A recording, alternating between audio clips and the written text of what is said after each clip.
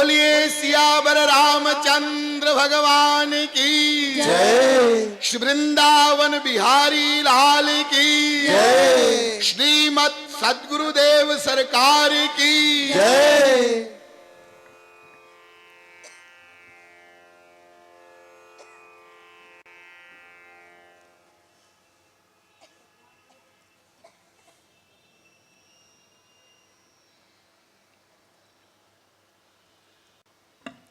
अब आप लोग सावधान हो जाएं।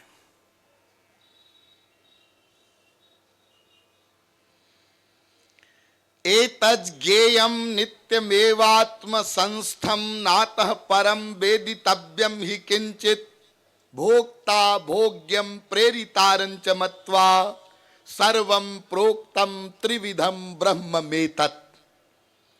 इस वेद मंत्र की व्याख्या में अब तक आप लोगों को यह बताया गया, यह एक निर्विवाद सिद्ध सिद्धांत है कि विश्व का प्रत्येक जीव एकमात्र आनंद ही चाहता है।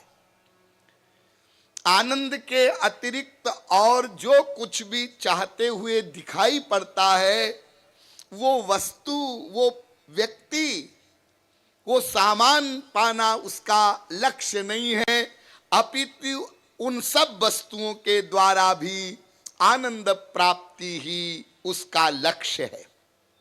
ऐसा क्यों?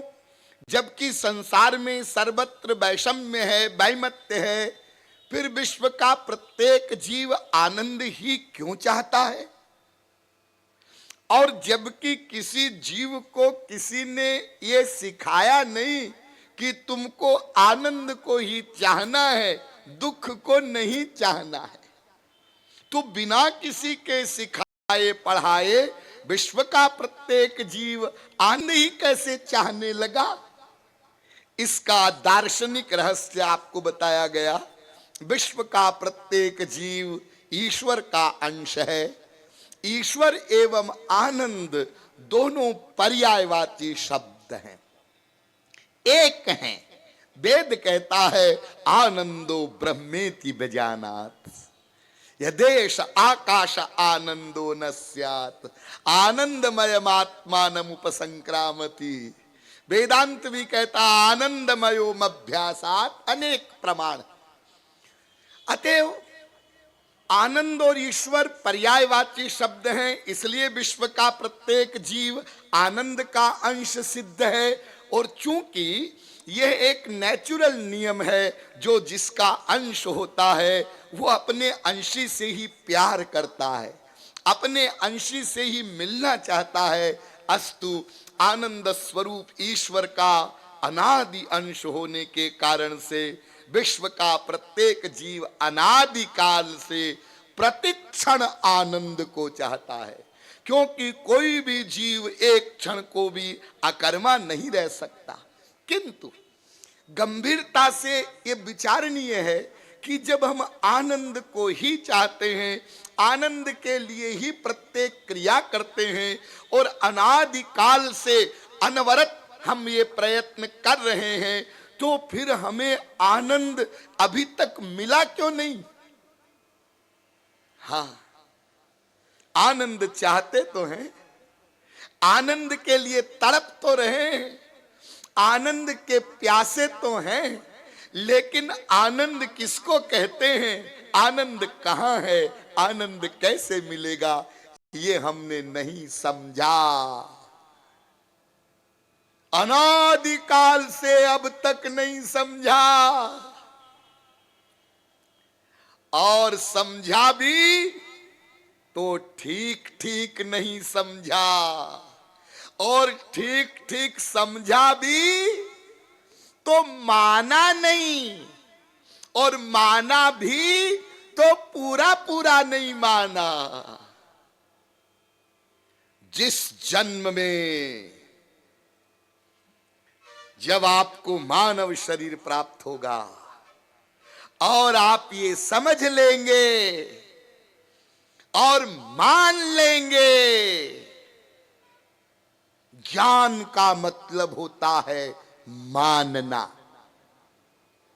मैं जानता हूं जी, चौराहे पर गोली चल रही है, मैं जानता हूं, हाँ, लेकिन वहीं पर गया, गोली लगी और मर गया। ऐसा जानना ये ज्ञान नहीं। ज्ञान वो है जिसमें जानने के साथ साथ मानना हो, उसको ज्ञान कहते हैं। तो जिस जन्म में आपको मानव शरीर प्राप्त हुआ है और आप ये जान ले प्लस मान ले कि जिस आनंद को हम चाहते हैं वो ईश्वर प्राप्ति पर ही मिलेगा। ये सेंटेंस, ये वाक्य मैं रोज दोहराता हूं, अंतिम दिन तक दोहराऊंगा। आपकी बुद्धि में, आपके मस्तिष्क में ये ज्ञान बैठ जाए, भगवत प्राप्ति के बिना तुम सुखी नहीं हो सकते, और भगवत प्राप्ति तो करनी ही पड़ेगी। यदि अकड़ोगे, नहीं करेंगे, तो 84 लाख में घूमते रहोगे। दोनों में से एक को चुनो। तुमको 84 लाख में घूमना है, अभी कुकर शूकर कीट पतंग बनने का शौक पूरा नहीं हुआ, फिर बनना है? नहीं, वो तो नहीं बनना। तो फिर दूसरे मार्ग पर तुरंत चल पड़ो, रेकी मार गए। ईश्वर प्राप्ति करनी ही होगी, इसी जन्म में कर लो, छुट्टी मिले। तो हम इस डिसीजन पर पहुंच गए कि हमें अपना कल्याण करना है और वास्तविक सुख को पाना है। तो यह डिसीजन भी हो गया कि ईश्वर प्राप्ति करना है। लेकिन ईश्वर प्राप्ति कैसे होगी? वेद कहता है सबसे पहले हमें भगवान के स्वरूप को जानना होगा। ठीक ठीक जानने से मानना होगा, तब प्यार होगा। अतएव भगवान को जानने की जिज्ञासा को लेकर हम वेदों शास्त्रों में गए, तो वेदों शास्त्रों ने एक अकाट्य सिद्धांत बताया कि भगवान साधन साध्य नहीं है, वो केवल कृपा से ही मिलते हैं। भगवान को भगवान की कृपा से ही जाना जाएगा। कृपा कैसे होगी? भगवत शरणागति से कृपा होती है। तो भगवान क्या अपनी कृपा का मोल मांगते हैं? क्या वो बिजनेसमैन है? क्या व्यापारी है? ना ना ना, भगवान के शरणागत होने का मतलब भगवान की कृपा का मोल चुकाना नहीं है, वरन भगवत शरणागति का तात्पर्य है न अच्छा करना न बुरा करना, अर्थात कुछ नहीं करना। लेकिन अनादिकाल से हम लोगों का सब कुछ करने का अभ्यास पड़ गया है, इसलिए कुछ न करने वाली अवस्था तक हमें पहुंचने के लिए बहुत कुछ समझना होगा, बहुत कुछ करना होगा।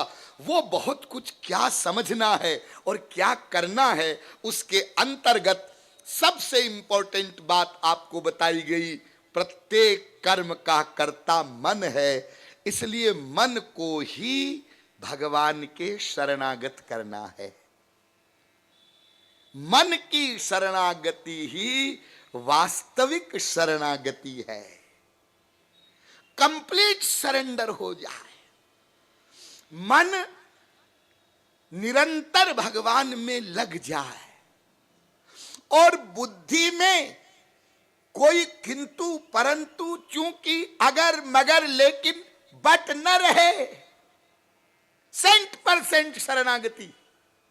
देखिए वेद में एक बड़ा सुंदर मंत्र है, यदा ये वैश एतस्मिन्नु दरमंतरं कुरुते अथ तस्य भयं भवति।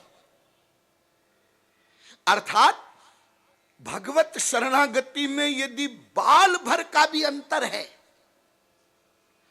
तो भगवत कृपा का चमत्कार नहीं होगा। हाँ, थोड़ी सी बुद्धि लगाइएगा।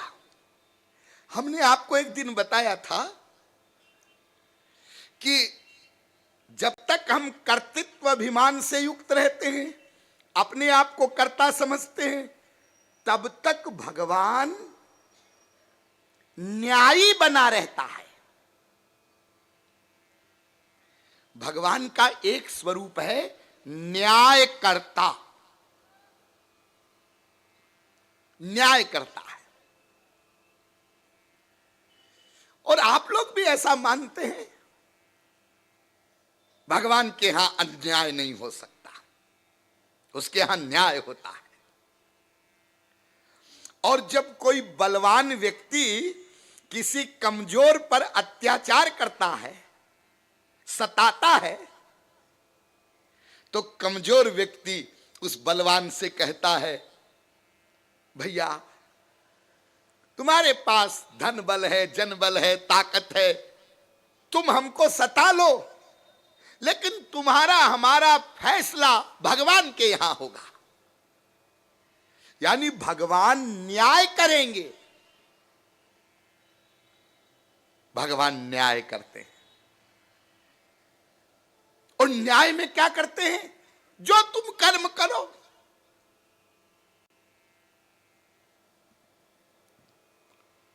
जो तुम कर्म करो का मतलब आप समझ गए ना? जो सोचो भीतर मन से, उसको वो लिखता जाता है,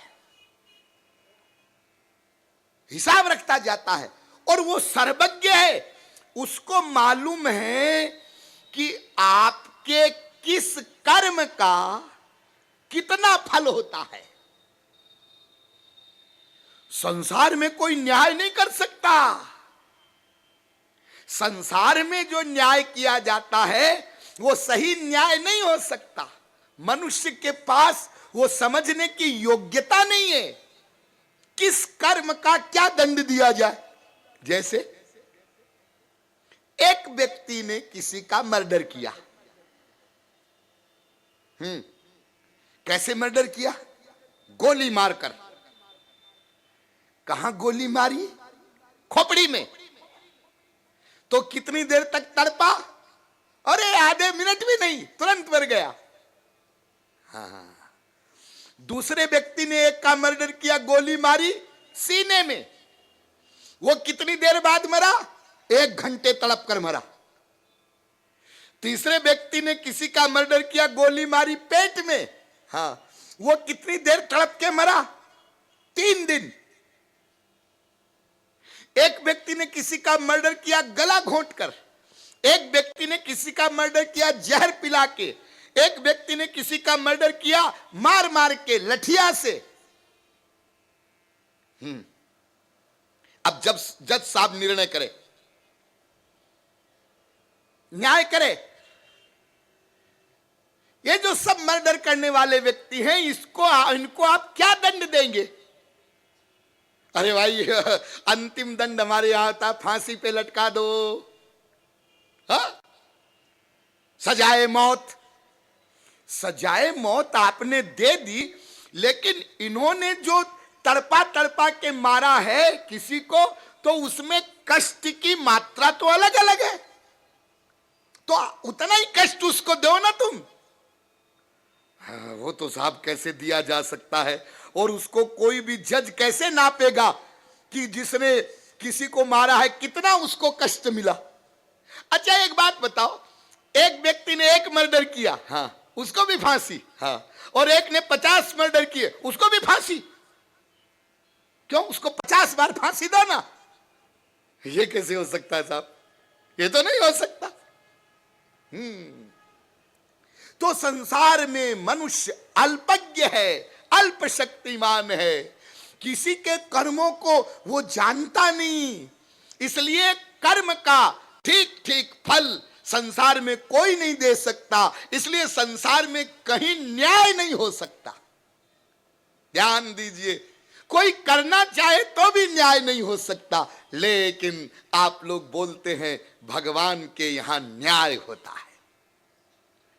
वो सब जानता है तुमने किसको कितना तड़पाया, कितना कष्ट दिया, किसी का क्या उपकार किया, और उस कर्म का तुमको कब, कैसे, कितना फल देना है वो दे देगा। लेकिन ध्यान दीजिए, आप खुश मत होइए कि भगवान के यहां तो न्याय होता है, बस वो अंतिम कोर्ट है। नो, ये जो भगवान का समदर्शी वाला रूप है, न्यायाधीश वाला रूप है, हाँ, इस रूप से एक भी जीव का उद्धार नहीं हो सकता। पूरी बुद्धि लगाना। यदि भगवान न्याय करते रहें तो हमारा किसी का भी उद्धार नहीं हो सकता। क्यों नहीं हो सकता?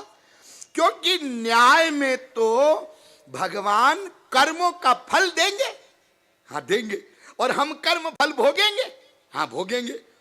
तो भगवान ने हमको कर्म का फल दिया और हमने भोगा, 1 जन्म, 2 जन्म, 1000 जन्म, लाख जन्म, करोड़ जन्म। हाँ, फिर हमने भगवान से पूछा कि महाराज हमने इतने कर्मों का फल भोग लिया है, अब हमारे कितने कर्म बचे? तो भगवान कहेंगे, उत्तर देंगे, अनंत बचे हैं। क्यों? मैंने आपको एक दिन बताया था संचित कर्मों के विषय में। हमारे अंतःकरण में अनंत जन्मों के पाप पुण्य संचित कर्मों के रूप में साथ लगे हुए हैं। अच्छे कर्म भी उसमें है, बुरे कर्म भी उसमें है। तो उन अनंत संचित कर्मों का फल भगवान हमें भुगवाता जाए और अनंत काल तक हम उसका फल भोगते रहें, तो भी अनंत माइनस अनंत बराबर अनंत बचेगा। ये अनंत शब्द ऐसा है, अनंत माइनस अनंत बराबर अनंत, हाँ, अनंत प्लस अनंत बराबर अनंत, अनंत गुणे अनंत बराबर अनंत, अनंत भागे अनंत बराबर अनंत। तो यदि भगवान हमारे कर्मों का फल दे और वो न्यायी बना रहे, तब तो वो फल देता रहेगा, हम भोगते रहेंगे, तो कभी भी हमारा उद्धार नहीं हो सकता। तो फिर उद्धार कैसे हो? उपाय क्या? हाँ, भगवान का एक दूसरा रूप भी है, वो उसका कृपालु का स्वरूप है, दयालु का स्वरूप है। तो उस स्वरूप में क्या होता है? भगवान कहते हैं मैं सबके लिए न्याय करता हूं, हाँ, लेकिन जो मेरी ही शरण में आ जाता है, ध्यान दीजिए, तो फिर मैं न्यायी नहीं रहता। ये बहुत मार्मिक पॉइंट है। जो मेरी शरण में आ जाता है उसके लिए मैं न्याय करता नहीं बनता, तो उसके लिए मैं कृपालु बन जाता हूं, दयालु बन जाता हूं। वो न्याय वाला सिद्धांत समाप्त। जो शरण में आ गया जीव, न्याय वाला सिद्धांत समाप्त। तो शरणागत जीव के लिए भगवान क्या करते हैं?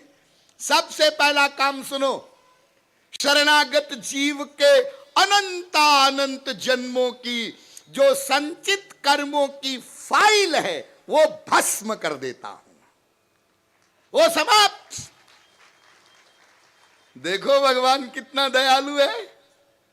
संसार में कोई मुलजिम जज साहब से प्रार्थना भी करे कि जज साहब मुझे पता नहीं था किसी का मर्डर कर देने पर फांसी होती है, अब मैं आपसे वादा करता हूं कि आज के बाद किसी का मर्डर करना तो दूर, किसी को मारना तो दूर, मैं किसी को गाली भी नहीं दूंगा, मुझे माफ कर दिया जाए।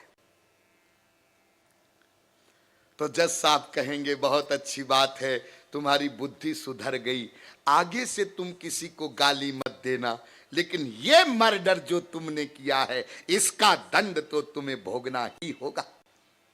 हा? लेकिन भगवान इतना दयालु और कृपालु है, वो कहता है जो आ गया शरण में और क्षमा मांग ली, बस उसके अनंत जन्मों के पाप पुण्यों की फाइल भस्म। तो शरणागत भक्त के लिए पहला काम भगवान ये करते हैं। दूसरा काम क्या करते हैं? वो और इंपॉर्टेंट सुनो, उसी क्षण से मैं उस जीव का कर्ता बन जाता हूं। आगे के लिए भी छुट्टी। नंबर 3, मेरे पास जो कुछ भी है, अनंत सत, अनंत चित, अनंत आनंद, सब उस जीव को दे देता हूं। मेरी सारी प्रॉपर्टी दे देता हूं। देखो, संसार में तो कोई पिता होता है, उसके 4 पुत्र होते हैं, तो अपनी सारी प्रॉपर्टी एक पुत्र को नहीं दे सकते, चाहे तो भी नहीं दे सकते, बांटना पड़ेगा ना। अरे 50 करोड़ है तो चारों में बांट दिया। तो क्यों जी, भगवान के तो अनंत पुत्र हैं। हाँ, और भगवान एक शरणागत जीव को जब अपना सारा सामान दे देते हैं, अनंत ज्ञान, अनंत आनंद, अनंत प्रेम, तो फिर तो उनके पास कुछ बचता ही नहीं होगा। फिर तो वहां पर भी कमी हो जाती होगी ना। ना, वहां पर अनंत सामान है। मैंने अभी अभी आपको बताया, अनंत जीवों को भगवत प्राप्ति हो चुकी, हो रही है, आगे भी होगी, लेकिन उसके पास प्रॉपर्टी उतनी बचेगी। आप घबराना नहीं कि हमारा नंबर आएगा तब तक तो शायद पता नहीं कुछ बचे कि न बचे। हाँ, पूर्णमदः पूर्णमिदं पूर्णात् पूर्णमुदच्यते पूर्णस्य पूर्णमादाय पूर्णमेवावशिष्यते। वो ऐसा परिपूर्ण है, ऐसा परिपूर्ण है कि परिपूर्ण में से परिपूर्ण निकाल लो तो भी परिपूर्ण बचता है। तो अपनी सारी संपत्ति दे देता है। और नंबर 4 सुनो, चौथी बात और इंपॉर्टेंट, उस शरणागत भक्त का मैं सदा के लिए दास बन जाता हूं, दासता करता हूं। कहने को मैं स्वामी हूं और भक्त मेरा दास है, लेकिन फैक्ट में उल्टा होता है। भगवान दास बन जाते हैं और भक्त को स्वामी मानते हैं। यह स्थिति कब आती है? जब माम एकम शरणम ब्रज हो। शरणागति में जरा भी अंतर नहीं होना चाहिए। तो जब हम अपने को कर्ता समझते हैं, भगवान न्याय करते हैं। और एक दिन मैंने आपको बताया था, जब हम भी लगा देते हैं, भी, हे भगवान तुम्हारे भी शरणागत, संसार के भी शरणागत, तो कुछ कुछ कृपा भगवान की हम पर हो जाती है। कुछ कुछ कृपा, तो कुछ कुछ कृपा हो जाती है। इसका मतलब आप लोग ये मत समझ लेना कि 50% भगवान की हम पर कृपा हो गई। हाँ, तो 50% भगवान की दिव्य शक्ति हमको मिल गई। हाँ, तो 50% भगवान के दर्शन हो गए, कमर से ऊपर ऊपर। तो ठीक है, ऊपर के हो गए, नीचे के ना हो तो क्या करना है अपने को? ऐसा होता है क्या? ऐसा नहीं होता है। कुछ कुछ भगवान के शरणागत हो गए, तुम भी लगा दिया तो थोड़ी दूरी कम होगी, लेकिन भगवान की कृपा का जो चमत्कार है, वो भगवान की पावर जो मिलती है, दिव्य शक्ति, वो एक साथ पूरी पूरी मिलती है। एक साथ। कब? जब बिल्कुल शरणागति में अंतर नहीं रहे। नहीं समझे आप लोग? अच्छा चलिए, मोटी एकल से समझिए। देखिए, एक पारस पत्थर होता है, आपने नाम सुना है? वो लोहे से स्पर्श हो जाए, टच हो जाए, तो लोहा सोना बन जाता है। ये सुना होगा आप लोगों ने। हाँ हाँ, मान लो आपको कहीं से पारस मिला, आप पारस ले आए। हाँ, और फिर ओ राउरकेला भिलाई कहीं से आप लोहा ले आए। हजारों किलोमीटर दूर से पारस आया, लोहा आया। हाँ, ये पारस है। हाँ, ये लोहा है। हाँ, पास आ गए। हाँ, आ गए। क्यों जी? पारस और लोहा ये दोनों इतने नजदीक आ गए, तो ये जो 1000 टन लोहा है, इसमें से कितना टन लोहा सोना बन गया? एक रत्ती भी नहीं बना। बड़ी मेहनत की, बड़ी दूर से पारस लाए, बड़ी दूर से लोहा लाए, लेकिन पारस का कोई चमत्कार नहीं ना, बेकार है जी ये पारस। ना ना ना ना, इनको और नजदीक लाओ, लोहा सोना बना ना, और नजदीक लाओ, सोना बना ना, और नजदीक लाओ, सोना बना ना, कुछ नहीं हुआ, कुछ नहीं हुआ। लोहा पारस दोनों को टच करा दो, टच करा दो, दोनों में बाल भर का भी अंतर रहेगा तो पारस अपना कमाल दिखा नहीं सकता, लेकिन जैसे ही दोनों टच हो जाएंगे फिर एक साथ कमाल होगा। छोड़िए जी आप पारस वारस को। चलो मैं आपके डेली लाइफ के एग्जाम्पल देता हूं। आप लोगों के घरों में लाइट आती है, लाइट, बिजली, हाँ, ये जो रोड पर खंबे पर तार लगे हैं इनमें लाइट बिजली जा रही है, विद्युत प्रवाह है, हाँ हाँ।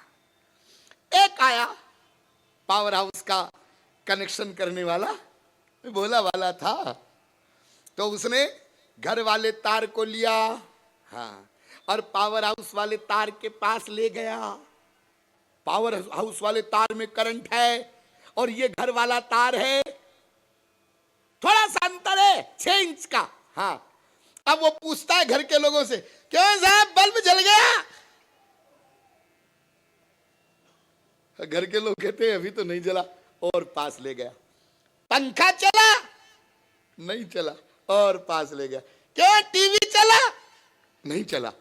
बेकार है जी ये पावर हाउस का तार। अरे ना, इसमें विद्युत प्रवाह है, लेकिन तुम घर वाले तार को पावर हाउस वाले तार से बिल्कुल छुआ दो, लूज कांटेक्ट भी नहीं होना चाहिए, जरा भी अंतर नहीं होना चाहिए, और जैसे ही घर वाला तार पावर हाउस वाले तार से टच हो गया, अब एक साथ होगा, पंखा भी चला, बल्ब भी जला, टीवी भी चला, फ्रिज भी चला।